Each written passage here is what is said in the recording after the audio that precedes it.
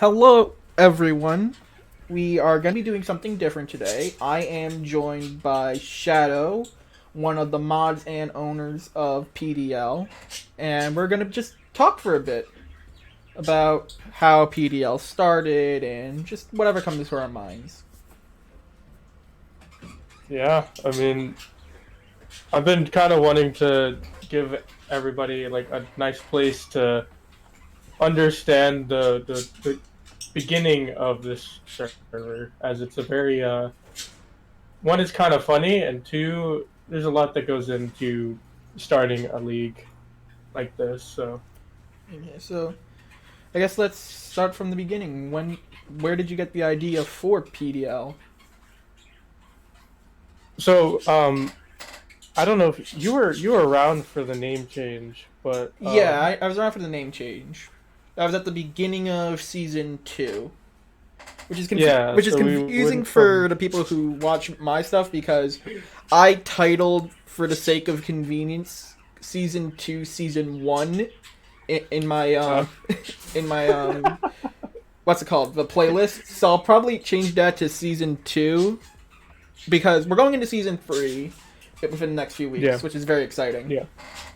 The draft started like 3 days ago. Well, Yeah, no, it started yes, it yesterday. started yesterday.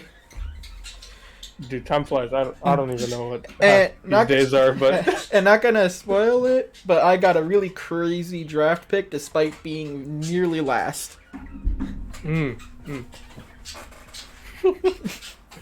But no. So Pogtopia comes from uh, a private server that I have with a bunch of my old time friends.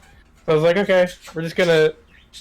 That's its own thing. And then I joined uh, a draft league under the name of Wolfie, which Wolfie BGC. Mm-hmm. You don't know him and you watch Trico, I don't know what you're doing. Um, It's how I found so out about PDL in the first yeah, place. There was an yeah, announcement in like that draft league chat that they have on there. Hey, this is PDL. Anyone wants to join? Come on and do it. And I was reluctant to do it at first because I was already in a different draft league, but a couple people talked me into it, and well, here we are. yeah. So and I had played 2 seasons and I was like, this seems fun. And of course, me being me, I was like, well, why not? I have basically zero experience in trying to own and operate a league. Um, why not just do everything I can to make my own? Just whatever. So I contacted the first person I contacted about this new league, this new thing, was Robbie. Robbie was like, "Huh, this sounds interesting." I was like, "Why not?"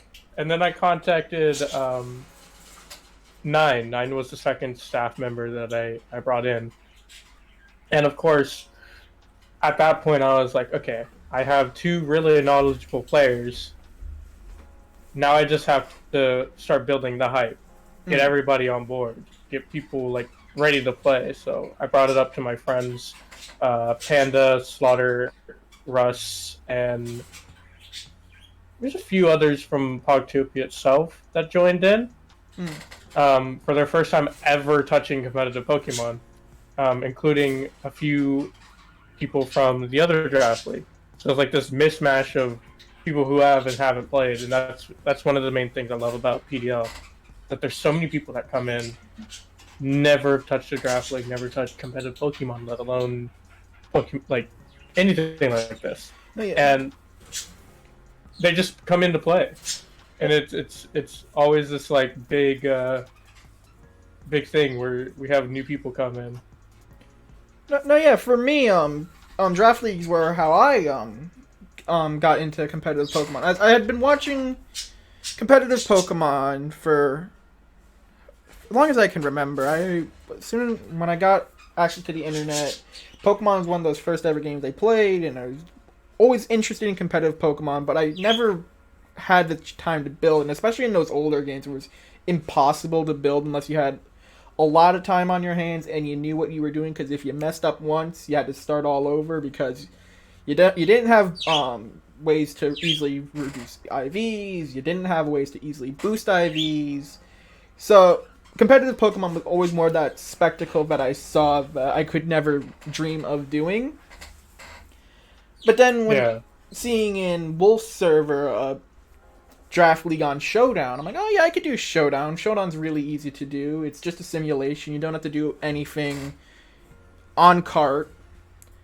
And that I just really enjoy Draft Leagues for that kind of figuring out different strategies on how to handle things, because you go against a team that you've never seen before in regular play. Like in current VGC format, you'll see stuff like Fluttermanes, Arcanines, Palafins everywhere. But in Draft League, only one of that Pokemon exists, if at all. Yeah, and like you said, it's a very interesting way of playing the game, and that's what drew me in. Is just like it's a completely new way to play the game that I grew up around, and it's like Gives you it was just so interesting. It gives you appreciation for Pokemon you never really consider. Like, oh yeah, no, definitely. Two standout Pokemon for me, for those who have been around the channel that I've given nothing but praise to, are Muck and Cryogonal. I never realized how good, not that good Pokemon, of course, compared to the stuff of legends like Sword and Shield, Zacian, or Eternamax, in Anything Goes, but they have their niches, they have their crazy ideas. Like, it wasn't until like researching for Draft League that I learned that Cryogonal is faster than Garchomp. And it's just something that never came up in my mind before when looking at a Pokemon, because you gotta do that kind of research when understanding speed tiers. Because speed tiers, I think, are so much more important in draft leagues, because not every team can run Tailwind, not every team can run Trick Room, not every team can... Most of the time, some teams might not even function under Trick Room, if at all. So understanding where you lie in terms of speed is a lot more important in draft than in regular play, I feel. Yeah, definitely. Because we'll get into this later, but one of the teams that I drafted one time had 0 speed control, because it was like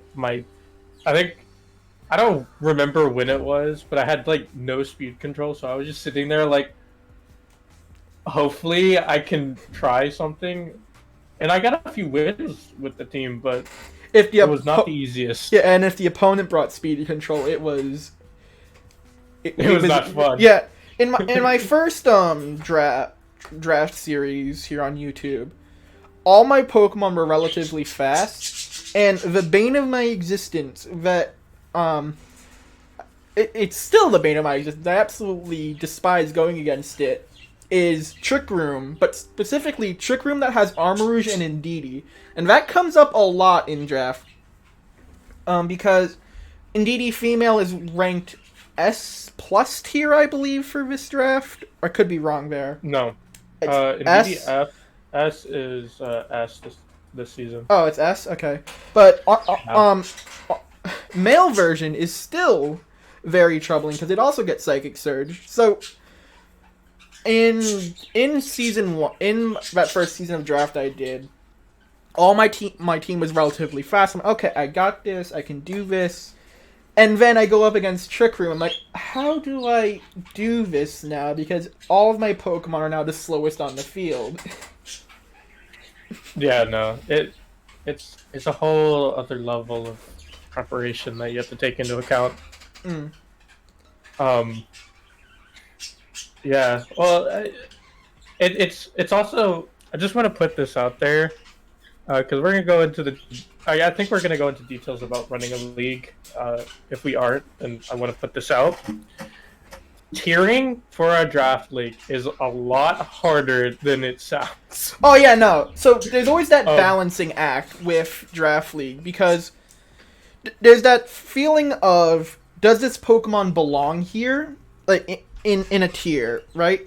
So prime example for me is from last season.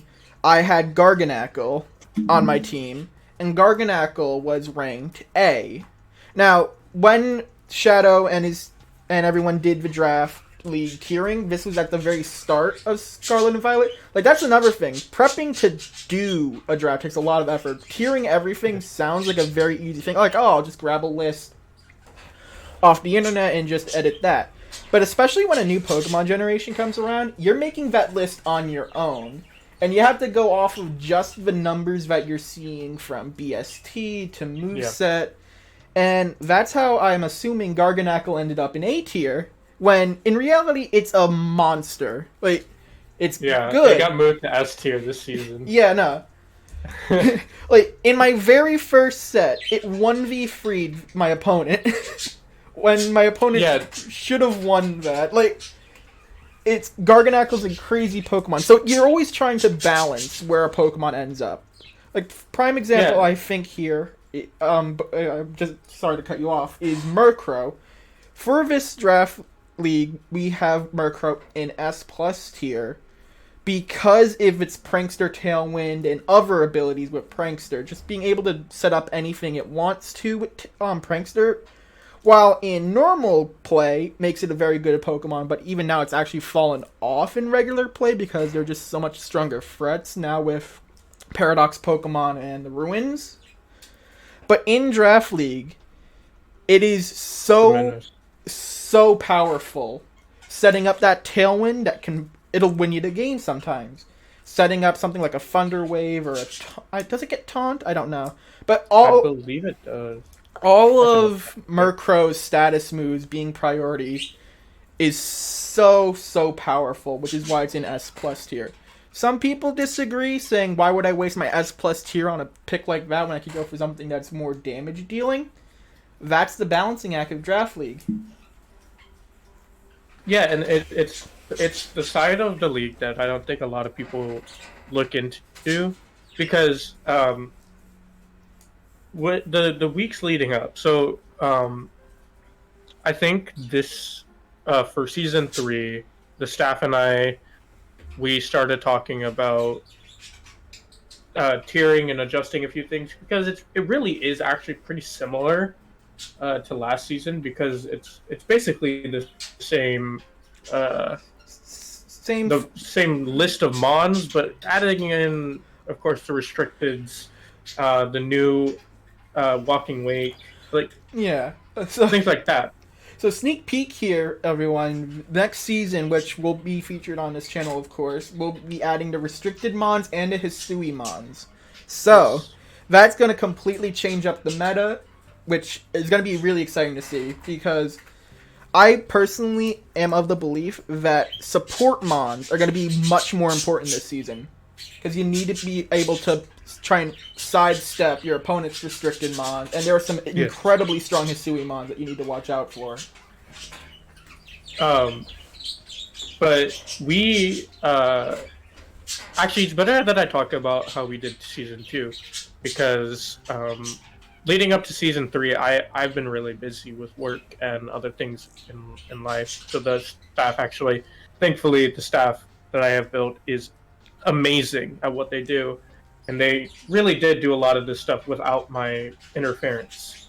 But leading up to season 2, I think around week 5 or 6, one of those 2 weeks, is when we actually started tiering. And it took us from then till like very close to finals just to finish tiering. And then we still, I think, adjusted a few things when we announced season 2's tiering. Yeah, I remember changed a few things.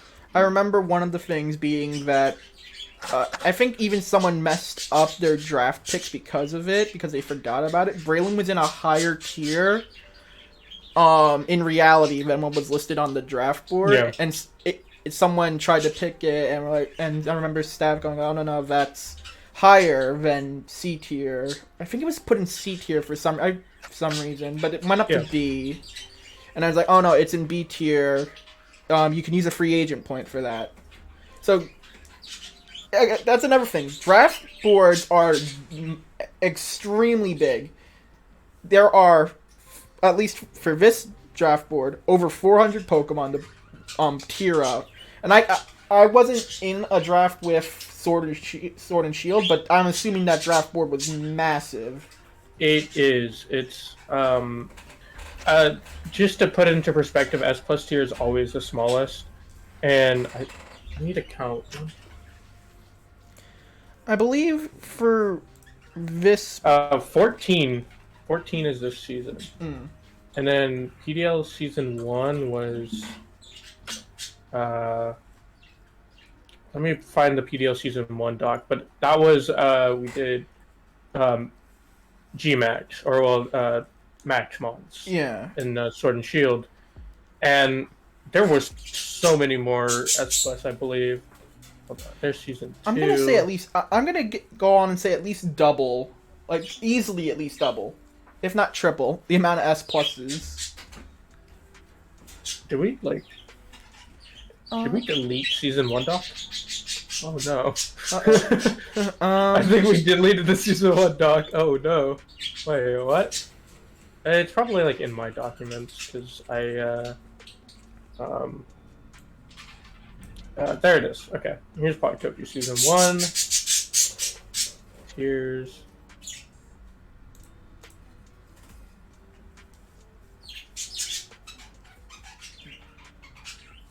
it's actually the same amount of S pluses, but there are a lot more S's. Oh, and it's just the C and D tier are gigantic.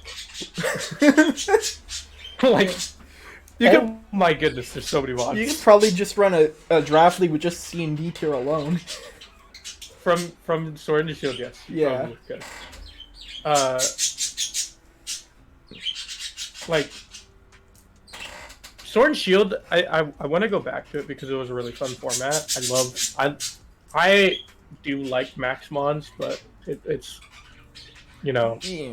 it's harder to tier with Max Mons because like you have some Mons where it's like they're good without Max, but they're not good with Max, and then there's some that are bad by themselves but have really good Max. It's like it's really hard to really look into how the Max involves the Pokemon with tiering them, but I think we did okay. Yeah, I think one Pokemon that comes to mind that is pretty alright without demaxing, but is much better with demaxing is Jolteon. Jolteon becomes a much better mon with being able to set up electric terrain easier and just doing much more damage. Like, not to put down any work, but I'm kind of glad I wasn't involved in any draft league during that time because I probably wouldn't be able to take like the tiering discussing like, no, this belongs in this tier, this belongs in that tier. Dude, it was bad. I think if we ever revisit Sword and Shield, the season 1 tiering was honestly probably the most scuffed thing I've ever seen. Zacian is C tier.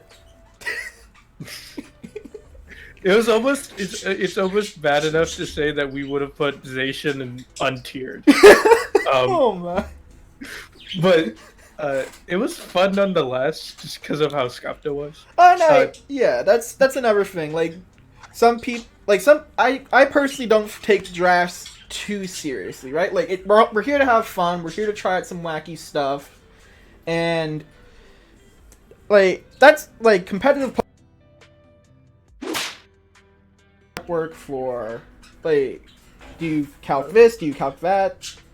But with draft league, it's more of, oh wow, what was that Amoongus set? Like, why did you go offensive Amoongus? It's like not like entirely wacky stuff, but it's more lighthearted, and it's why I enjoy draft league so much. If you cut out for me, Draco. Did I break something? I broke something. I broke something. Uh-oh.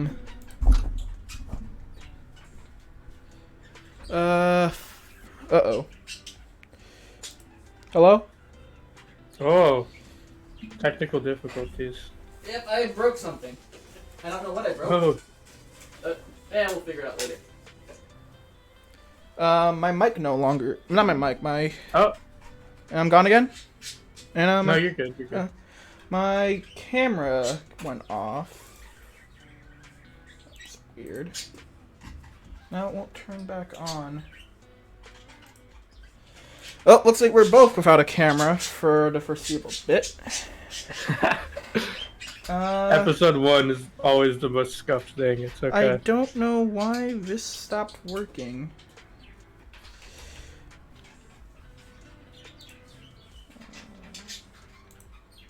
Are you still recording? Yeah, I'm still recording. It's just my camera stopped working. I think something fell off my desk and it must have hit my computer. Which ain't great, but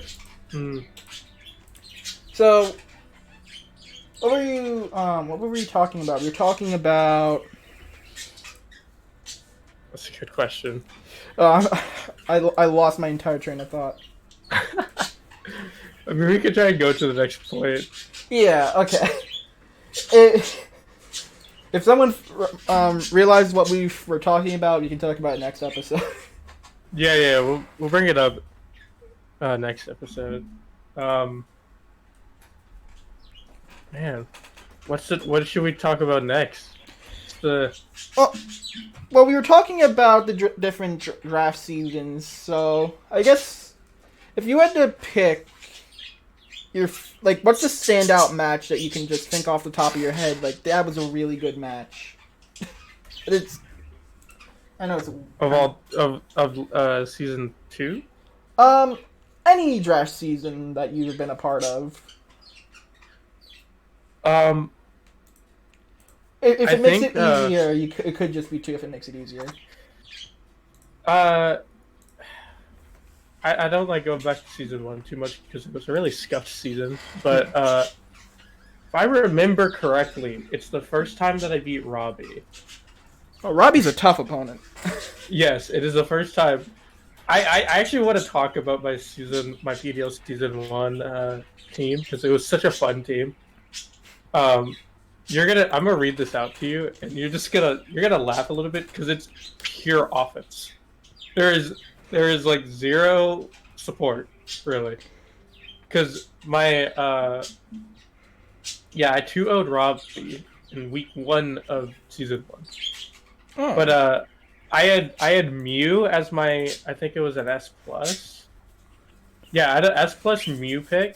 Then I picked Ditto, Azumarill, Galarian, Articuno, Leafeon, Meowstic female, Vulpix, Alola, Zapdos, Galarian Zapdos, Excadrill, Absol, and Bulbasaur untiered. That's a lot to take in. So, I think the first thing I wanna focus on there is the Ditto pick. For me, Ditto is an completely underrated Pokemon in draft because of Imposter. Whatever your opponent has, you now have. Yeah. The thing with Ditto, and when I used it, I'm pretty sure I just didn't use it right because like it never felt like the right time with Ditto, because like with Ditto you want the opponent to set up, but also your opponent is not dumb enough to set up in your face when they know Ditto's on the team. Right? It's like it's hard to pick the moment you want to play Ditto, but when Ditto's played right, it's exquisite. Yeah. But to go back to the point that started this conversation, I matched with Robbie. I had played Robbie, I think, 3 times before season 1. No, was it 2? He'll tell me later after this the episode airs. But I had never beaten Robbie, and he was like one of the people that taught me a lot about Draft League. So like I was going into the match, I'm like, I need to beat Robbie because this is an opponent that is like, he's taught me a lot, but there's also this sense of like I just want to beat him, right? and then I 2-0 him, and I'm feeling amazing. And Robbie's like, it finally happened, and I'm like, yeah, it did. It did indeed. Mm. But the best part about season 1 for me is that I actually went. There was only 5 weeks. So we did start week 5, or did we start week 3? The staff will tell me. They would probably remember it better. I went 4-0 week 1 through 4, and then I lost to Fish in the final week, and then if I remember correctly, Fish ended up going on to the finals against Robbie, and Robbie won. It was such a fun season, and I probably should bring this up because this is an important part of the past of PDL. It's a little sensitive considering some of the stuff that happened, but there was a falling out between two parties in season 1, which is how some of the people that play today, like Fish, Ava, and is there anybody else that was in season 1? No, just Fish and Ava. That's how they joined. They actually took over coaches that left. Mm. So we had to actually pause the league for like a week. And luckily we had people to contact that could fill in. Oh, wow. But season 1 was just like, it felt like a season 1 because it was scuffed till the end. I barely knew what the hell, what I was doing, and I was like, okay, we're going into this. I'm going into it blind half the time. Midway through the season, we just decided, why not? Ninja's going to join the staff team. That's one way for someone to join staff. I'm like, Ninja was in the forefront of inviting, like, saying hi to everybody, and we're just like, screw it. I still kind of remember that conversation because, like, I asked Nine and Robbie, I was like, "What do you think of Ninja?" And they were just like, "I mean, Ninja's nice." I was friendly. Like, screw it. I mean, welcome to the team. Welcome to the staff team, I guess. But yeah, no, my season 1 team was really fun to play around, and that match with Robbie definitely was. It was a very interesting set, and I'm so glad that I could have that set with Robbie because he's such a great competitor, and you can learn so much from just facing him once. Even talking with Robbie in like match discussion, going over sets and how certain plans are for, you learn a lot about how much goes into prepping for a match. Oh yeah. And to answer my own question about my favorite set, now, so I actually have a bit of a tie, and it's only a partial tie because I don't quite remember the most of one of the sets. So probably my favorite set from me would have to be week 2 of this season. Now, it was me against Ava, and Ava had a really strong team, and I ended up losing the set. Because, well, their prep was just so much better than mine. But in game 2, I made use of Terra Fire on Iron Bundle. Because going into the match, I was like, okay, I have an ice type, probably the strongest ice type in the format, and they have Salamence, which is 4 times weak to ice. They're going to want to Terra out of that. And in prep, I just had this strong inclination to believe it would be Terra Steel. It's the best defensive type. It resists ice. I'm like, okay, it's probably going to be this. So I put Terra Fire on my Iron Bundle with Terra Blast. And I believe it was... So, it was turn... I want to say turn 2. Salamence switches in after I KO their Lycanroc. And in that turn, Salamence Terras Steel my Iron Bundle Terras. and Oko's it with Terra Blast. I spent the most of that turn deliberating, do I go for it, predicting the Terra Steel. Because they didn't even reveal that game 1. They didn't Terra game 1, if I'm not mistaken. So it was a complete shot in the dark if they even had it, but that prediction was so hype in the moment. Yeah. And my other favorite game would go to a game Pancakes played. I believe it was Pancakes.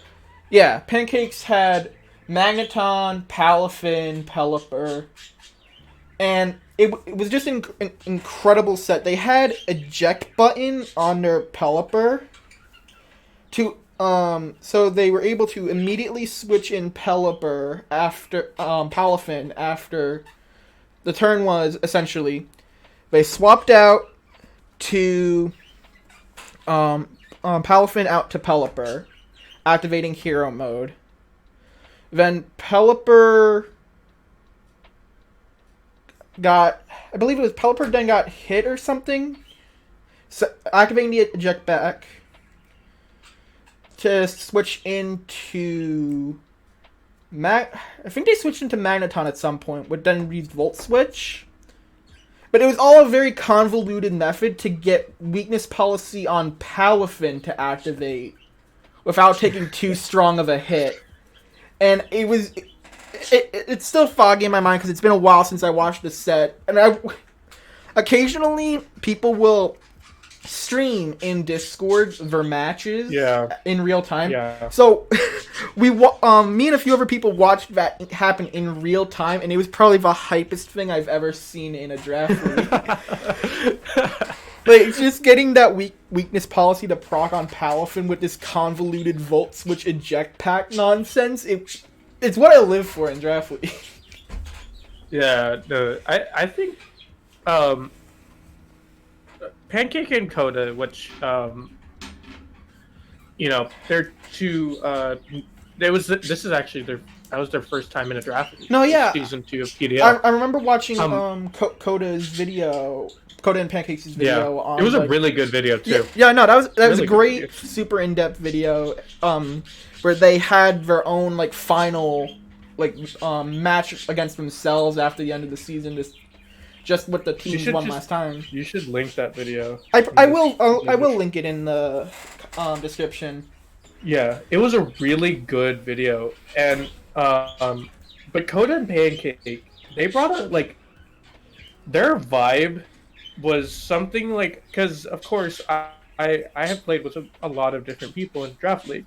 I've met a lot of people through Draft League, but Pancake and Coda, they are so smart with how they do certain things, and they think of things that I didn't even I don't think I would ever think of.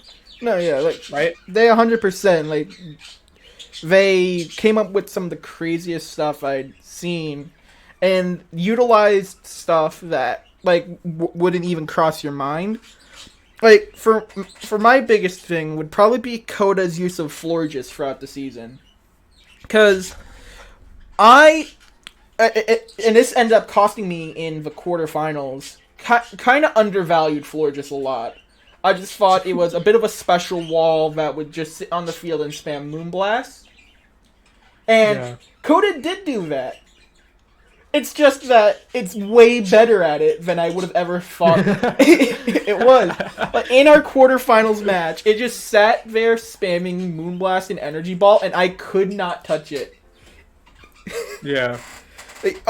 Understanding a Pokemon's strengths and weaknesses really gets you further in draft than just simply picking the win button. Yeah, and that's what I love about it. It just, there's so much that goes into every week that you just have to stay on your toes. You can't really go into every week with the same mindset as the last. And it adds a whole separate mind game to it. Pokemon battling is already a big mind game in of itself, but Draft League is a completely different mind game. Because not only do you know what your opponent's bringing, they know what you're bringing, and you're both building teams to counter each other. Yeah, you're basically just like the data setting up for a match. You're basically like, well, they brought this last week, but also this doesn't work well into my team, but also it kind of does, and it brings this like there's been plenty of times where I'm building for someone and I'm sitting there like this could happen, but it might not. But there's it's like what do you do in that situation of just like it's good but it's not good, and they love using it. Yeah, and I've fallen into the trap sometimes of trying to trust the data too much, where I go into a match being, okay, they've brought this, and that every game so far, looking on their replays, I'll prep for and then the match arrives, and they didn't bring the Pokemon. It's like, wait, what? And then they brought something they hadn't even used yet at all, because they have it. There's no reason why you shouldn't think that they won't bring it, because if you do, you're unprepared, and you might get swept by something you weren't expecting. Yeah, and that's the greatness of a draft league. Is just the level of unknown that you go into every week, but it brings out a lot of your improv skills almost. Building off of that, what was your favorite Pokemon that you had drafted in any season? A Pokemon that you were like, yes, this did a lot for me, this did what it needed to do, or even surprise you with what it did? This is gonna be kind of weird because it's a very well-known good Pokemon. It's just not meta ever. Excadrill. Ooh. That thing hits like a freight train, and it can live really like it can live some attacks if you build it correctly. Ground and Steel, while not great defensive-wise, it's still a Steel type. Yeah, I kind of want to like see if I can pull up one of my sets, but like some of the sets that I brought with Excadrill they were so interesting because like I would either like normally it was either I would run Life Orb or maybe even get a Choice Scarf on it, and it just hits so hard. And I honestly don't understand how I just turned on a replay and it was full volume. Showdown's really loud. Yeah. This is not a good one because I didn't even bring the thing. But it's like, its presence on a field is it's felt no matter what. Yeah, you can't ignore it. Yeah. Especially with Iron Head. Iron Head is a very good move. High horsepower on it is really good. And it just... yeah, no, dude. I just pulled up a replay that I actually brought it, and 3 of the moves was Rock Slide, High Horsepower, Iron Head. Oof. And probably Protect as the last move. And it just hits so hard, and paired with Azumarill, which also just hits like a freight train, it's really hard to prep around. And also, of course, I had Mew Season 1. Yeah. And there is no prepping for Mew, because Mew just does whatever it wants. Mew can bring anything, which is absolutely great for such a pick, because it can literally slot into anything for a team. Oh, you need a bit of a supportive mana, a Slap Helping Hand, and maybe a Healing Wish or something on it, and just have it do what it wants. I don't know if it gets Healing Wish, but you know what I mean. I'm pretty sure it does. But no, so like I'm like rewatching this game now, and like Mew is just living Icicle Spears, it's living max Steel Spikes from Aegislash, and Excadrill is just sitting there, just doing whatever it wants, Mm. and not like taking that much damage. And it's hitting hard even at I think it's -2 at that point in the battle. Oh, wow. It's so crazy. It's so crazy how good Excadrill was for me. Mm. Um, my own entire season 1 team was just so fun to play around. Because Intimidate users were never brought against me because I had Zapdos and Articuno. I just never. For me, looking at the drafts that I've done, probably the pick that I would say is my favorite is actually not even a pick I originally went with. See, early on in PDL, I had Pincurchin. And Pincurchin was A tier, it has electric terrain. It's not a bad A tier pick, especially since I had a Future Form on my team, which would get use out of electric terrain. But it just wasn't doing it for me. So I swapped it out for Espafra. And Espafra just put in a lot of work throughout the remaining weeks. I couldn't bring it every game because it's very frail. But it just provided that offensive pressure that my team needed if Iron Bundle went... Not if, but when Iron Bundle went down because of how frail Iron Bundle is. Yeah.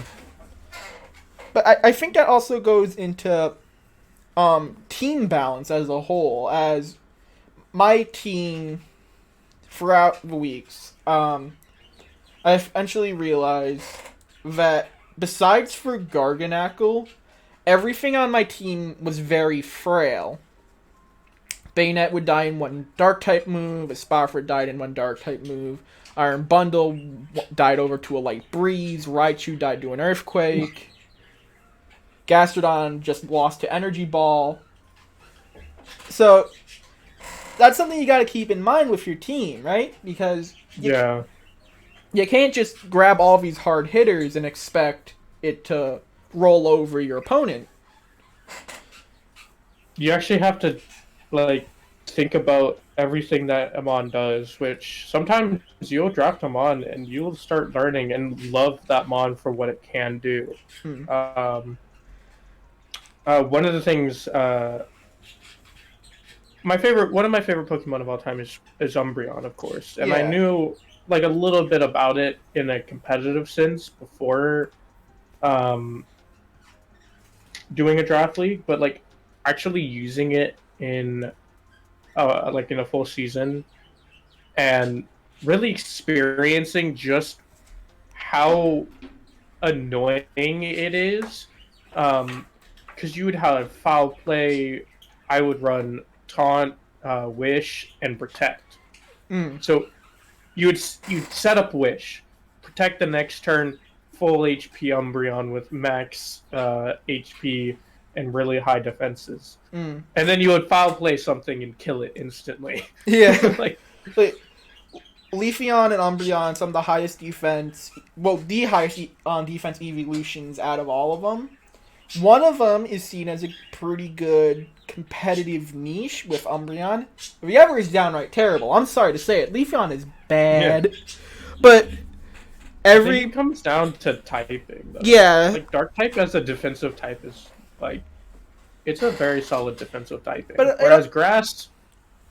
Yeah, Grass ain't a great defensive typing, and you're not going to really spend your Terra on it. However, that's another. That is one thing I believe it was. Ava had Leafeon, right? I'm looking at the list. No, was it Ava? Yeah, Ava had Leafeon last season, and they used Terra Fire Leafeon against me, which that was cool tech because you have Sun Boosted Chlorophyll, right? You got Fire type for more damage. That's something I think Terra really helps shine with a Pokemon, is helping it get away from its bad type. This Pokemon would be great if it wasn't X type. It happens a lot, in my opinion. Yeah. I think probably my most well-known example would probably be... Now, this is a bit of a cheat because it got a new form. Gudra. Gudra, as a pure dragon type, does practically nothing. It's a bulky dragon type, but it's very frail to its weaknesses. So it could try and do some damage, but you'd probably want a different pseudo. Meanwhile, if you look at its Hisuian form, which gained the steel typing on top of that, it completely changes the Pokemon. So being able to change a Pokemon's type is a lot more of a big deal than I think a lot of people give it credit. Like, you'll see people run, like, stuff like Terra Water on Palafin to give it more damage, or Terra Flying Roaring Moon to give it such strong acrobatics. But then you have stuff where you can go for defensive options. I think one of the more well-known options was in... I forget which. I believe it was. I'm so sorry. I forget who the person who won was. But they ran Terra Poison Garganackle. Yeah, Terra Poison Garganackle. When season 2? I believe it was actually in season 1. This not in draft, but in the world in regionals. Oh, I know who you're talking about. Yeah, it escapes my mind at the moment, but defensive Terras do a lot more than just change a Pokemon's typing. They can make it nigh unkillable for some Pokemon. So I'm actually really excited to see how being able to Terra the restricted Mons is gonna shake up season 3, because I already have an idea in mind for my Pokemon, and yeah, it's gonna be nuts.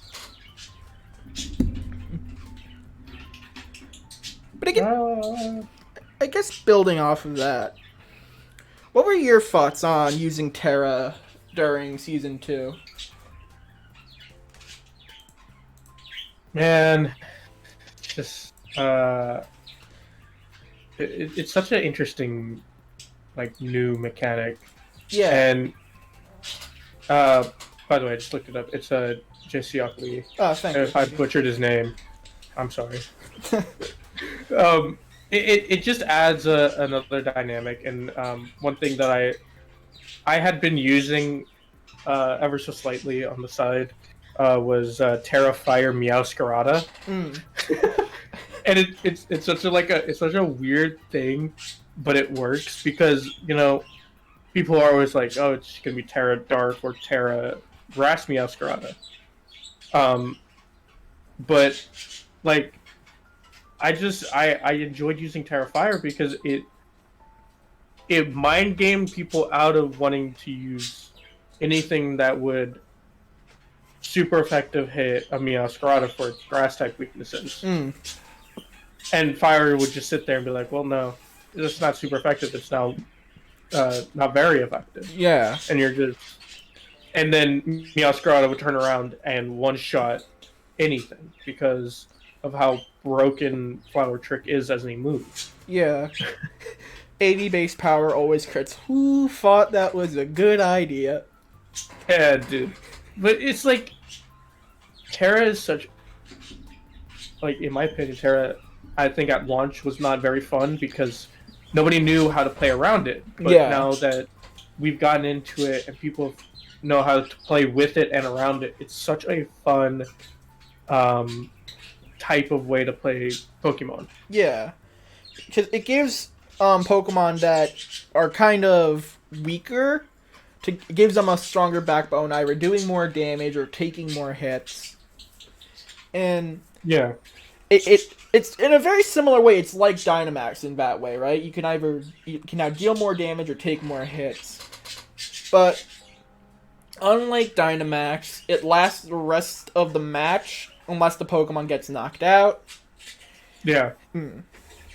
And you're not given both broken moves that can either set up weather or do 140 base power damage. Yeah. I just think it was really good, and I've been enjoying how pros have been playing around it. Like you brought up, Lee's Poison Garganackle. That thing, it doesn't sound like it should work, but just how we played it and how we played the sets with Poison Garganackle was so impressive, and it just showed how Terra can like change an entire mon's viability. Because I think up until that win, Garganackle was seen as just another, whatever mon. Like, it's not going to be used ever because of just, like, its weak stats and stuff like that. But with Terra, it's already high defenses. Can make it into a Pokemon that's really hard to get off the field, and then just using that Salt Cure chip to weaken your opponent. Like, Garganackle... And this is something I learned while using it myself during Season 2. Garganackle isn't meant to KO Pokemon. It's meant to weaken Pokemon. And it does that incredibly well. Yeah. And that's one of the things that the staff team and I actually, look at when we tier is just, one of the main things that I bring up with them is how many different things can a mon do, right? And especially with Terra, is how many different Terra types can be brought onto this mon, right? And there was one mon in specific that they were like, well, it's not that good at this, and then I brought up the fact that it does so many things that trying to build around it is really hard. Because of just the sheer amount of stuff it does. Yeah. I don't remember which one. Again, they'll probably tell me. But I think Scarlet and Violet has been and will continue to be really fun with just how competitive it's going to go. It's just so fun. The main thing that I'm worried about with Scarlet and Violet is when the other Pokemon, when returning Pokemon come back to the game, right? Because Terra, I feel like, works really well with the formats at the moment, and then I'm worried what happens if you give Zacian Terra Steel Behemoth Blade. Yeah. But we'll see with that, because you never know, right? Yeah. And I don't even know if VGC is going to bring back Zacian just because of how crazy dominant the thing is, and it kind of whenever I first started watching. I started watching during the very end of Sword and Shield. So I watched finals and all that, and it even in that short amount of time, Zacian just was so boring to watch. It does the same exact thing. It has the same exact sets pretty much every single time. I think you see it. I think Zacian might get a little more the usage of Zacian might get a little more interesting without Dynamax, because Behemoth Blade did more damage to Dynamax Pokemon, so there was no reason not to bring Zacian because it was free damage against your opponent. Yeah. It was just so boring to watch it, and that's what I've been enjoying, is that I don't know what it is, what happened between last year and this year, but all these top pros are just bringing some really fun stuff. Really, really fun sets. Tinglu might be an exception, but I don't want to talk about Tinglu. But no, even the team that Wolfie won with this year, was so fun. Was the Parish Trap Screamtail set. That was such a fun team I think to witness. I think it comes down to the fact that you only have access to 400 Pokemon at the moment. Because I I think it's very interesting because over the years there are Pokemon that just stay the best. Landorus T, Amoonguss. There's all these staple Pokemon of VGC because of just how insanely strong they are. And then every once in a while, you get a season where that Pokemon, where like the top 10 usage Pokemon are banned, or it's a new dex Yeah. and half of the Pokemon aren't in the dex anymore. And I don't want to get into dex controversy because that's a whole different can of worms. But at least in competitive Pokemon, it really changes up your thinking process. And it's what I'm going back to a comment about Murkrow all the way at the beginning. It's why Murkrow got so popular because you don't have Whimsicott anymore. Yeah. And Murkrow being so popular, like when it first got popular, I remember like just like hearing about it. I was like, "There's no way, that this is popular." And then we're just gonna constantly reference Wolfie because he's such a fun guy. Yeah. But Wolfie's video where I think he was trying to get #1 in the world with. I don't remember It was his first. I remember he was as soon as the rank ladder came out, he was streaming all day trying to get first in the world, and he wasn't gonna stop until he got there. And I remember joining at one point, and he's like, I remember hearing him saying, "As long as they don't have Murkrow, we win." And I remember thinking to myself, like, what's wrong with Murkrow? Yeah, no, like what's with Murkrow all of a sudden, and like. It was so weird of a time, and now Murkrow is like not as popular, but apparently it's coming back, according to some pros, but like it's not actually back. It's more of a niche pick now. It's like it's such a like interesting style that we have right now with Scarlet and Violet, and I hope it continues to evolve because it's so fun to watch evolve. Yeah, and kind of change. Not really changing topic, but I guess changing topics a bit when talking about Pokemon. Is there a Pokemon that you've always wanted to try in draft format but never had the chance to? Funny story about this one actually. It's another one of my top 3 favorites, Lugia. Ooh, Lugia. But I actually brought up Lugia to Ninja for this season because it's one of the restricted now. Ava brought up Lugia to me at one point while we were just sitting in VC, and I when choosing the restricted mon that I did, I even sent in the discussion chat that it took so long to pick because I was trying to weigh between that and Lugia. And Lugia it's such an interesting mon. It's really bulky, but it also does surprising amounts of damage. So it's kind of underrated with how much damage it can provide. It's not your main damage source, of course, but like Arrow Blast and I don't remember its main psychic move. Probably Psychic. Off the top of my head, it's probably Psychic. Yeah. I mean, it's also got great supportive options with uses of Tailwind, Future Sight. Yeah. It's got multi-scale. Like it is. It's such a bulky yet offensively good restricted. I just understand where Ninja's coming from. Where it's like it almost doesn't feel worth to pick. I think you're.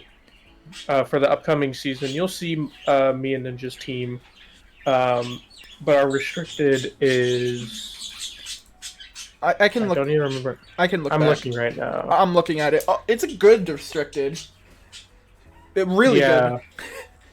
It's what did we pick? Oh, Calyrex Shadow. Yeah, we have Calyrex Shadow, and our plans around Calyrex Shadow are quite. I can't go into them, of course, because unfortunately, my friend, you're one of my opponents. Yeah. But our plans around Calyrex Shadow is definitely very interesting, and I think our next pick in the draft, so our second pick of the draft, will be kind of go to show like we are planning to have like I understand we're supposed to, but we're really putting Calyrex Shadow at the forefront of pretty much everything this season. Mm. And I think we really want to play around it and just get to use it. But yeah, Lugia definitely has always been one of my favorites of all time because my first Pokemon game was Soul Silver. Mm. Therefore, I fell in love with Umbreon and Lugia pretty much at the same time, and it's just, I just love Lugia, man. It's such a cool. I love the lore around it. I love its song from the original movie that was in. I just like Lugia, man. Such a, I don't know how else to put it. Yeah. A Pokemon I really want to draft, and maybe I'll get a chance this season. Man, it's kind of cheating because it hasn't been available in a draft format yet until now. Hisuian Zoroark, I think, is a very interesting pick for a draft. That normal ghost typing. That normal ghost typing is absolutely insane, and kind of a drawback of Zoroark is, in team preview, your opponent now knows you have Zoroark. In Draft League, I feel it actually becomes a bit of an advantage, because now your opponent is forced to prep for what if they bring Zoroark. Yeah.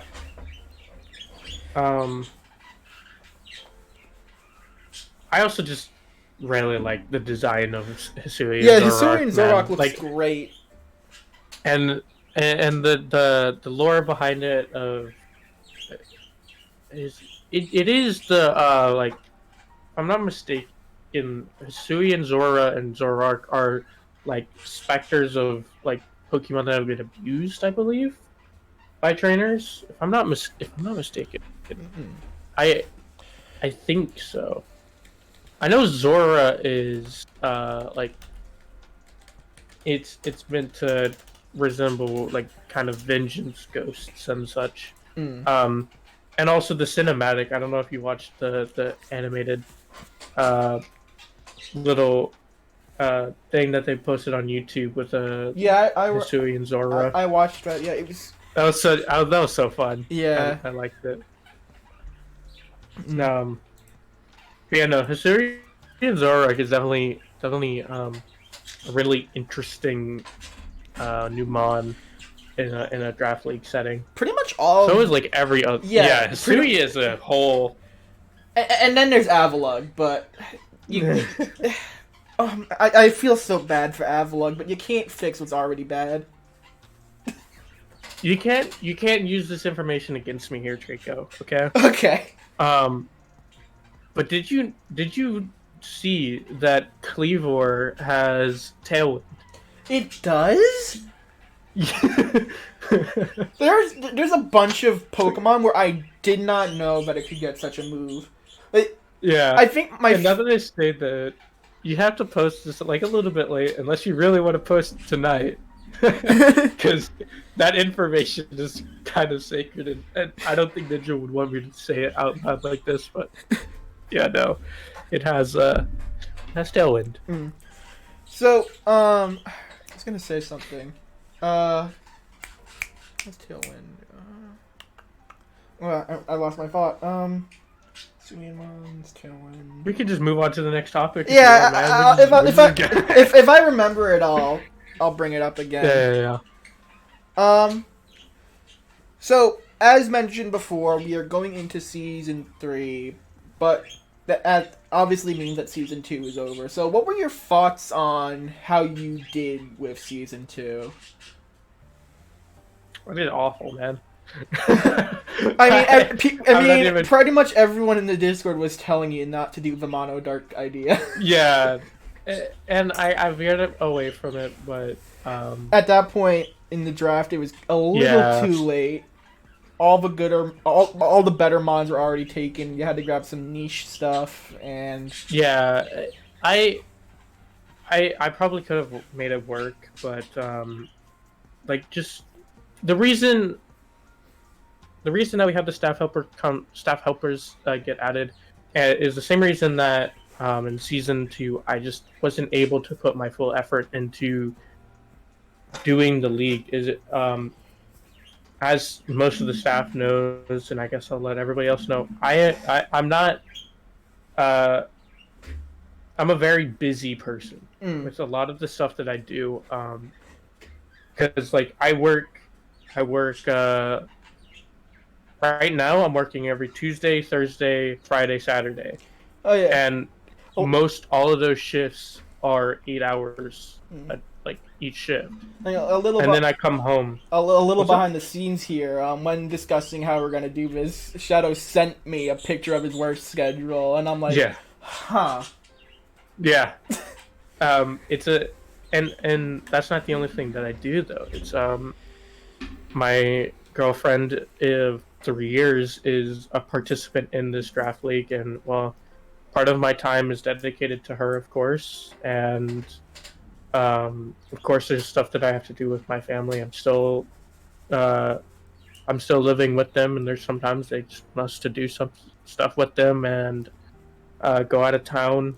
Um, and also, I help run a completely different gaming community on the side with one of my friends. Mm. And not to mention, also, I'm I have to be just a good friend to the the three people that have really driven me to be as good of a person as I am today, and I have to be a good friend for them as well. So like a lot of things go on behind the scenes, and I'm not trying to have sympathy. Like Oh, I love being where I am. It just unfortunately I couldn't put a lot of my time into PDL season 2, and I'm hoping that changes, especially now that me and yeah, and you and Ninja Ninja can are split teamed our up. effort. Yeah, you're teamed Yeah. up. So you get help on the side, and of course we all like if we knew we had someone we could like talk strategy with, talk with them about it. But I feel like being able to work closely with someone in a draft setting helps alleviate a lot of pressure on yourself because there are things that you will completely miss that someone can Most help you definitely. help you point out. And Yeah, no. so, of this draft, who do you think, like in your personal opinion, which was your favorite team that we saw this season? Because I have a few thoughts on it, but I wanted to hear yours as well. Oh man. Like Season 2. there were some I mean, crazy look back at it. teams. Yeah. Um I man, season 2 was honestly it was a lot of fun because there's a lot of new competitors. Mm. And I think honestly one of my favorites, and I think one of the scariest, was Coda's team. Coda Sorry. absolutely wrecked me when I faced Yeah. him. Just he has both speed and trick room mode, so it's incredibly hard to prep for both. And so Yeah. and Persian, he mentioned this himself. Persian ran away this season. Like he put in so much work throughout the season. Like Yeah. Definitely. And I think the thing is that Coda and Pancake's team, like we're bringing them up a lot, yeah, but no, they deserve so much credit because of how well crafted they made their teams in season 2, and that's what makes them so scary as opponents. Is because like they're so good at bringing some stuff that you've never heard about and just making you question your own knowledge of the game. yeah. And that's not to say that other people new to the league were bad. Like, I mean, I think I was you had a good season. yeah I Um, finished 7th overall. Henry had a good season. Uh, Pogi had a good season, if I'm not mistaken. Like, going over Swiss, right? Yeah. Coda and Pancakes on top, which that's that's honestly like that's really big because up until this point it's mainly been Robbie and Nine because they're really knowledgeable. Nine has competed in um, actual in-person tournament and done really well in said tournament. If you read Nine's staff introduction, Mm. um, but it's like you have the three staff members, which is Ava, Nine, Robbie, all really good, and I kind of expect them to perform really well. And then you have yourself and Henry tied, Yeah. and Zupogi, Mm. and it was just so interesting to see how the dynamic of Pancakes and Coda just dominating Swiss. Mm. Like, oh my goodness. Did they get like incredibly strong opponents. I was very thankful during Swiss that I did not have to face Pancakes because yeah. I my team does not do well into Palafin, so I'm glad I never had to face Palafin. Yeah. and it's just I think they deserve a lot of credit for how they came into the league. It's their first time in a draft league, man. Like and just they just did so well. Mm. And it goes to show just how good they are at the game, and I feel like they definitely, if they ever got the chance to, I think that they could honestly become professionals and perform at a level of that. It's all up to them, of course. Like they can choose what they want to do. Yeah, it's up to them.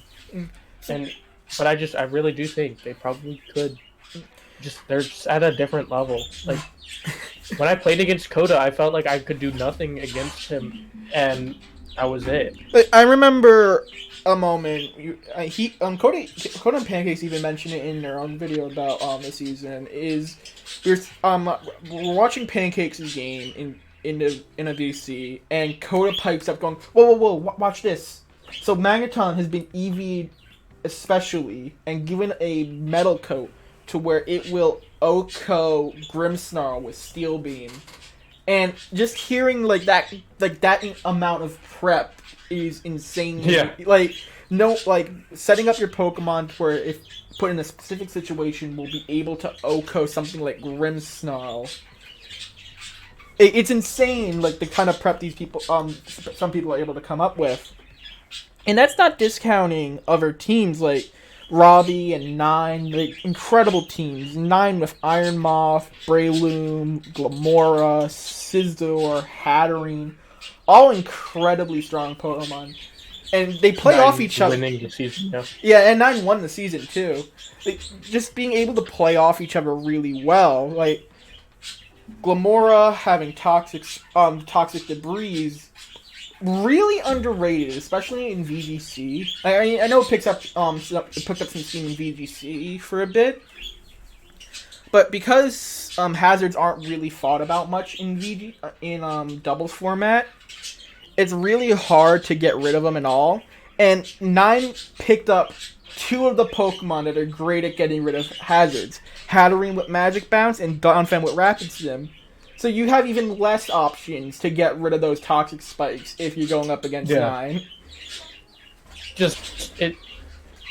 I had the pleasure of being around Nine, and Nine was my coach in my first season. To just go into the detail a little bit about my first season in Draft League, it was a teams of two format and with no Dynamax. Wait, no, it was Dynamax. We did have Dynamax. Okay. And me and Nine were randomly selected to be a team together. Mm-hmm. So my first time ever playing VGC style, and even in a draft league format, was with Nine, and Nine is so. Nine has such a good way of putting things to where you kind of just understand what to do. Nine would build me a team in that season and just was like, okay, do this and this. And then I would do those things and it just works. Nine has such a, I don't understand Nine's brain sometimes, but they're so smart with certain things, Yeah. and I'm so glad that they decided to join my staff team because it makes it so much. They're such a fun person to be around, and also, um, you know, they make it really. They honestly just make it really easy for me as the commissioner per se of the league. I just have to One thing like all. One thing I really enjoy doing with Nine is discussing, at the end of the season or just before beginning of the season, discussing tier placements. Because I'm not sure if you remember that one point where there's just a massive debate over the tier system in general, and everyone was bringing up their own reasonings on why the tier system could work and not work, but it was all very not exactly it had to be professional, but it was very like there was no arguing, like not we were Nine just led like, okay, there's the data here, there's the data here, there's the data there, and just discussing tiers with Nine. I gotta say, it does make tiering Pokemon a bit easier when Nine can come out and go, okay, here's the BST, the stats, the move pool. This is why it's this tier. It's like, oh, okay. Yeah. What could really devolve a draft league very easily would be if someone questions why a Pokemon's in a certain tier, and a staff member just says, just because. There needs to be a very clear reason on why a Pokemon is a certain tier, and having someone very knowledgeable about these types of Pokemon like Nine makes it a lot easier to understand where certain things fall. Oh yeah, most definitely. The creation of the staff team as you see here today, Nine, Ava, Ninja, and Robbie. I really wanted Robbie and Nine just because, their knowledge of the game is so high. And that's not to say Ava and Ninja aren't knowledgeable in their own right, but I kind of joked about Ninja joining the staff team, but him coming into it was just because we wanted someone that easily connects with all the people that come in. And that's what Ninja does. Ninja's so good at connecting with just anyone. And it's such a valuable resource. Not a resource. It's such a valuable talent that he has that just adds a level of dynamic that the staff needed. And then, of course, one of the main aspects of a draft league is organization and the document work that goes into it from in every aspect. And Ava changed our doc from being we had to do every single thing manually. If like a draft pick was done, like we had to go in and cross it out, change the color and all that manually. And then Ava came in and was just like, hey, I've been working on this document. I wanted to use it somewhere else, but since I'm here now, I'm going to give you guys access to it. And that's the doc system that we have today, and it makes our job so easy. And it's for those who are out of the loop with this, our draft document is very automated. If on like the rosters page I include that on, let's say, Shadow's team, that Toxtricity is his A tier pick, on the rest of the document it will update like, oh, okay, Toxtricity is no longer available on the draft board. It's now on his roster page. It's now on his team stats page, and it's now included on all these sorts of things. And the other day, Ava asked if any staff or staff helpers were available to help them with the document. I'm like, okay, what's up? They're like, okay, so you see this document? We gotta change it to where, because at the time we were having 18 people potentially in the draft, and the document was only designed for 16 people. So Ava had to go in and by hand change the code of the document to allow for 18 players. And that is a lot of work to do, because you have to go through every page. And at one point, for player 17, we were having a problem where on the draft board it would update that a Pokemon got picked from player 17, but then it wouldn't show up on their team sheet. Yeah. And eventually we figured out it's because the some sort of number. Eva's much smarter at this than me.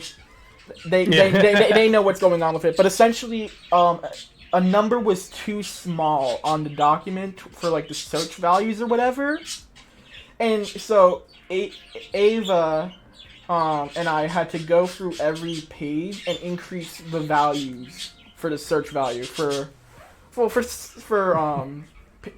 player 17, player 18, and then for a different player as well. For some reason, I couldn't understand why we had to do it. But Ava will tell me maybe never. But yeah, the staff team is such a I crafted it very specifically, and I've said it many times.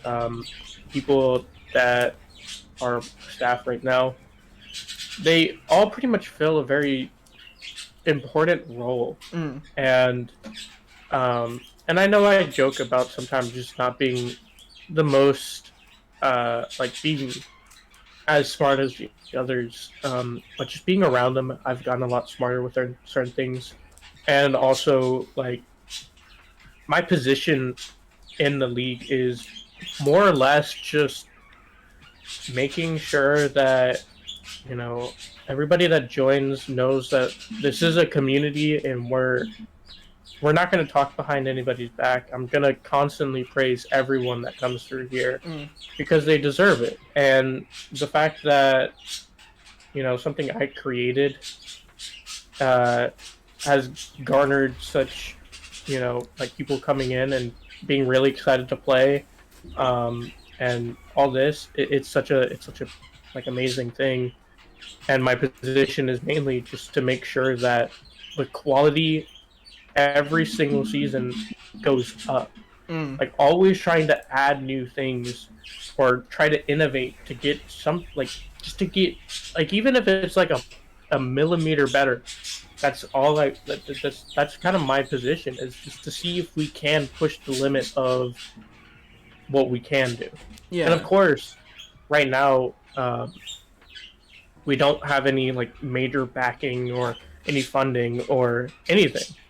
But I think, like, once we reach a certain point, and I'm in a good position with how I'm like with work and all that, and maybe we start getting a following and all this, I do plan on paying each of the staff members a certain amount, just because of how much they do behind the scenes and in front of everybody, and just be the supplier, just be the guy that, like, just will supply the ideas and see if they can work, and if they can't, they don't. And also just give them an extra bit of, you know, financial support, where, like, I'm not saying that they need it. It's just, like, giving them something to say, like, thank you for all that you do here.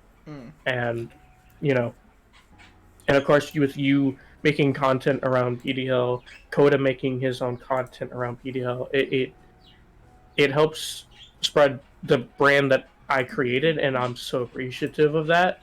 And the fact that, you know, something I created is now, like, it was a YouTube series, and or had a video posted about it on a YouTube channel, just because someone enjoyed their time enough to make content about it. That's such a, it's so crazy to me that, like, I'm a part of this, but I've come to accept it now. I've come to accept my position pretty much as just, you know, the supplier of ideas. That's mainly what I do, and that's mainly what I focus on. And PDL, I will continue to grow as long as you guys allow us to. So that was a little bit of a rant, just to let you guys know just everything that kind of goes on behind the scenes, every member of the staff is very appreciative of every single player. Every single time we have someone new join, we're always really excited. And I remember the talks of going into season 2.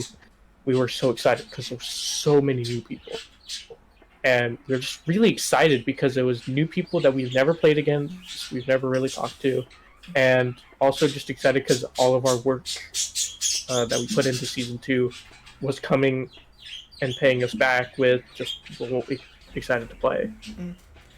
And I think building off of that with new people, a lot of the time when someone joins, they often mention, "Hey, this is I've never ever done doubles format before. I don't know if I can do this." And everyone's just so supportive, like, "Oh no, it's something you can do. We're all pretty chill here," and it's something that I really like about PDL, that no one ever what's it called? The word for it. No one's very harsh on those who just don't do that well. It's always you tried this. Ooh, that was very interesting to see. Unfortunate it didn't work out. It's all very friendly. Yeah. And that's a part of the big dream of PDL that I had.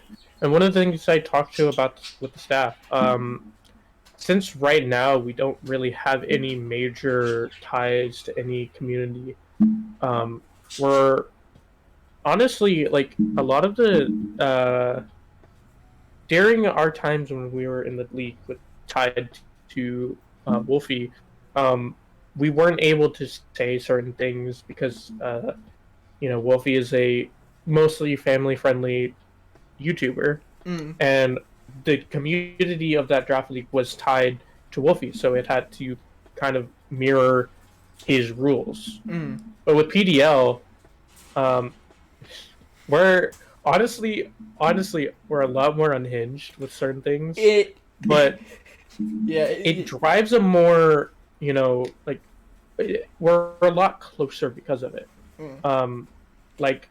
Me, Nine Ninja, Ava, Robbie, we were all friends before, but now that pretty much every day we talk to each other in a much more relaxed environment where I told them that I don't like being seen as the guy that has final say in everything, when technically I do, but I don't like being seen that way, because then you start to be like, well, I have to be good around this person so I don't get in trouble, and I don't like that. I don't like being seen that way. So it's such a relaxed environment with the staff, and it goes out into the public because of how close the staff is. We're a lot more comfortable to be close with literally everyone else, and it just becomes such a family style server where we have channels dedicated for everybody to help each other.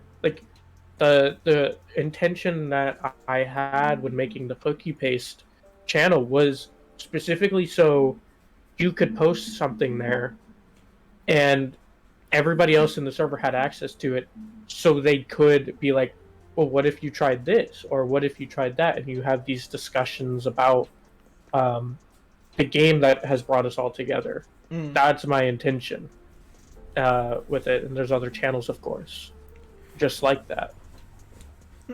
No, yeah.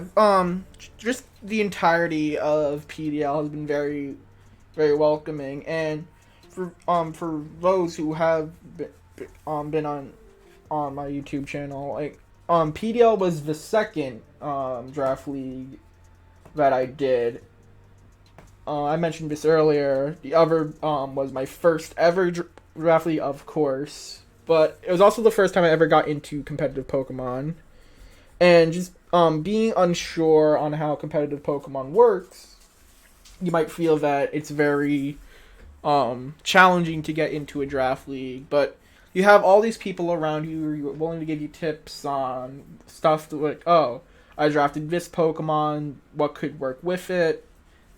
You got a bunch of people who can help you out. I think the biggest hurdle for joining a draft league isn't the inexperience, but it's the fear of inexperience. Yeah, definitely. Hey, My first time ever playing, I just was petrified of, not being good enough, and that's not the mindset um, I should have had. And like looking back on it, like it makes sense because it's a completely new environment, but it's not something like honestly. I know not a lot of people can do this, but I'm a very carefree person. I and most of the time I just do it, like I know that was a meme like 4 years ago, 4 or 5 years ago, but like, no, seriously, like there are times where in the back of my mind I'm like, I don't know if I can do this, but like, why not, right? Like, yeah. why not do it? The worst that can happen is that you mess up, and like, especially with like a Discord community, the worst thing that can happen is you can just leave the Discord and they will never contact you again. You never have to see those people again.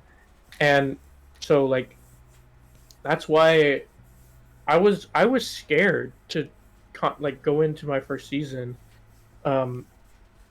But like I just kind of thought about it. I was like, well, I mean, if I mess up, I mess up. It's whatever. It's my first time doing it. And if they're mean about it, I'll just leave. Yeah. I have friends outside of this random group of people. But then I got into it. I started to like talk with everybody. I was very quiet for the like first 3 weeks. But I started talking to people and just like understanding the community aspect of it. And that's one thing with draft leagues is that a lot of a successful draft league like has to have a good foundational community. Like if like you can kind of get around having bad competitive integrity but having a good community, but you can't get around having a good competitive integrity and having a bad community. Yeah, like if the community is ripping each other apart over any mistake made, then it's hard to have a good mindset when playing. Yeah. But with PDL, I want to say most draft leagues, right? Like most draft leagues, it's gonna be friendly people. Like it's not the exception, Yeah. it's the norm. There's no. I wouldn't say there's no real stakes in a draft league besides just these friendly rivalries that you build up season to season. Yeah. So those are fun though. yeah, being able to rematch someone that you lost to just barely earlier in the season, and then you want to do a run back, it's all for fun. Like you're not playing to win something. Now maybe there are some draft leagues that do that, but most draft leagues are for the fun of it. It's a very fun format. Oh yeah, most definitely.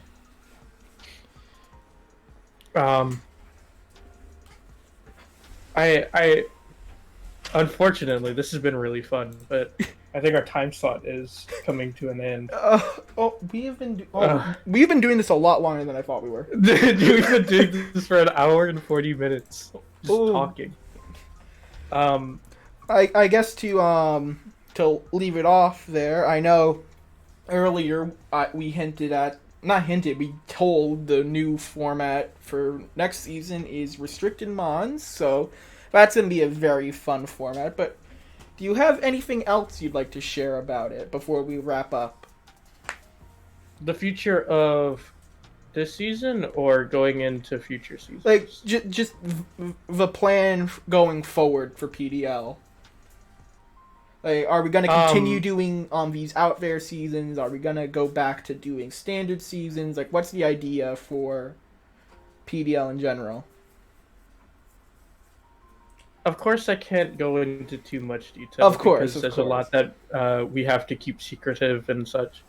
Um, but I mean, I've already put up a vote for the future for next season, season 4. Hmm. Um, but we do. I think I am going to be planning on doing for season 5 as kind of a celebration to reaching 5 seasons. Hmm. Uh, we're gonna probably do something that's more traditional VGC. So depending on what format is out at the time, because I honestly, with how Scarlet and Violet's shaping up to be, I could very well see another format coming out that isn't is it Regulation C? Yeah, I can't. I I don't. don't know why they went from Series 1 to Series 2 to Regulation C. I don't know why they changed up Yeah. the naming format, but that's just a I. nitpick. So um I think by season 5 we'll probably see a new competitive format, Mm. whether that be Regulation D or whatever it's going to be called. I swear, if they I go think we're going if they call it Series 4, I might lose it. to. Like they skip over Series 3 and then the go back to 4. it's going to be style trace or something like that, Something like something like stupid. really stupid. But I think season 5 something to look out for, because I think by season 5, I'm gonna have a clear roadmap for every other season following, Mm. and just how I want to progress it every season. Because with from season 2 to season 3, we definitely upgraded a lot. Oh, of A course. lot of it is actually a lot more behind the scenes than in the scenes, but I did post a very extensive list of things that I did. Mm. um, I don't know if you actually read through all of that, but yeah, we did actually. There's a lot of stuff going on. Um, I will say, uh, the seasonal awards was told that we're gonna do it, and I did say it was set to be released in season 2 off season. Mm. Um, I'm going to announce it now. Oh. Seasonal awards will start in playoffs of this season. So we'll be handing out season 3 awards for this season as soon as playoff hits, and it'll be specifically regular season, not postseason. So that's coming up. That's So the that's exciting. Cause like yeah it's something more to go for besides just trying to win the season overall. yeah. It's gonna. And then of course I did set up the more uh, a lot of things happened in that big post. Mm. Um, but right now, I think uh, this what we're doing right now is actually one of the bigger projects going on, and um, I have some things that I'm going to be talking with the staff to about, just because like we always want to get better. Mm. And Ava actually, I can't talk about it, of course. I'm sorry. Don't hate me. Of course. But Ava posted something yesterday in the staff chat, this channel, talking about what he wants to get to, like the level that he wants to get to. Mm. And it looks really exciting, like really exciting for automation and quality of life for the player. Mm. Oh, and also I might be bringing back an old project that we started, but I just never got around to finishing. Exciting. So we also are thinking of something to do with mid-season, and make it more interesting when mid-season hits, but I Can't say it, of course. I don't know. Well, no, I actually don't know all the details. It's not me that pitched the idea. So I can't even talk about it if I want to. Can't so. even talk about it because you don't know what it is. Yeah, so I think the future is looking really good, and the staff is. We're all in a very good mindset right now, and we're very happy with how season 3 is playing out, especially with the addition of you and Zipugi to the staff helpers team. It will help us focus on a lot of the more technical sides of running a draft league, which it it sounds cool and fancy, but there's not too much to it. We just Yeah, we just have to do certain things Yeah, to make it better. So yeah. Well, I think that's all the time we have for today. Thank you for joining me on this hopefully a series of these podcasts. Not really sure Yes. when these will come out. Probably just whenever we have time for it and have something interesting to talk about. Mm-hmm. But I thank all of you who managed to slug through this hour and 40 minutes of two people rambling. It's gonna be 2 hours, man. My hard drive. I think the only thing that I can talk about in the future of this project is I do plan on adding new guests in episodes, just maybe like coaches or people that have been around for a while, and maybe not even people that are playing in the league, just people that want to come on and talk about stuff. stuff, yeah, like just maybe one episode we'll have the entire staff team here, which honestly might be really hard to plan around because they're all in Europe. So and that'll be a very noisy VC. Definitely, but they're a fun bunch. Yeah, I would want them to get to show their more lighthearted side. So, anyways, everyone, that's it for us, and I will see you all next time. Peace.